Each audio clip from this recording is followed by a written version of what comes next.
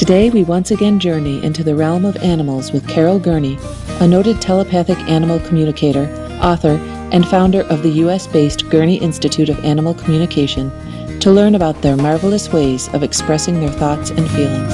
I started out doing consultations and then soon thereafter started giving workshops. But prior to even doing it professionally, and I did research for a year because I wanted to know, what does animal communication mean? I mean, what am I supposed to do with it? How can I help people?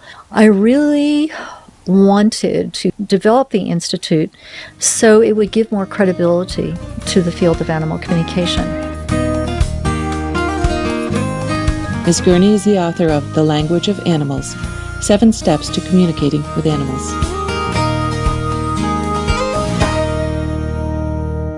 You can talk to any type of animal. You know, I've done rabbits and iguanas and dolphins and whales and giraffes. There is no limitation. I communicate more with domesticated animals rather than the wild animals. My chiropractor had a client who came in and that was their pet. They loved the salamander. And they let him go out. They built a little fence for him, but it had rained the day before, so the ground was a little soft. Well, he got underneath the fence and was gone. Mm-hmm. And he said, call Carol, see if she can help. And he told me exactly where he was, all the details. I shared that with her. 30 minutes later, she's on the phone saying, Carol, I found him exactly where he said he was. So all sorts of things. Carol next describes how she helped a worried caregiver locate his missing cat companion. Find a lost animal. It's the same way in communicating with an animal that was right here.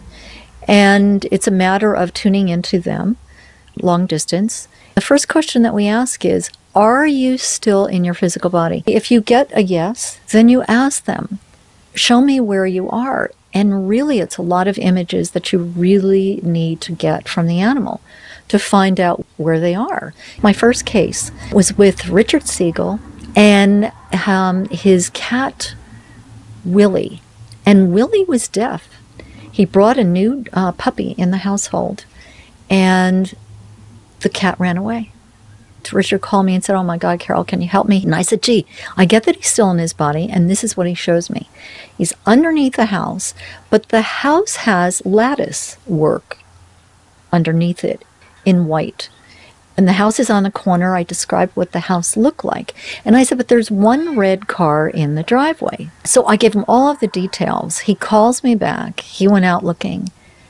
He said, Carol, I found the place. It was on the corner. Everything you mentioned. He got his cat back. Carol shares another touching story about the reunion of a dog with his doting human caregiver after a whole year's separation. I had a client of mine, his dog was gone for a year. He called me back. It was a year's anniversary, and he said, Carol, I'm going to give up, but I just want to do it one more time.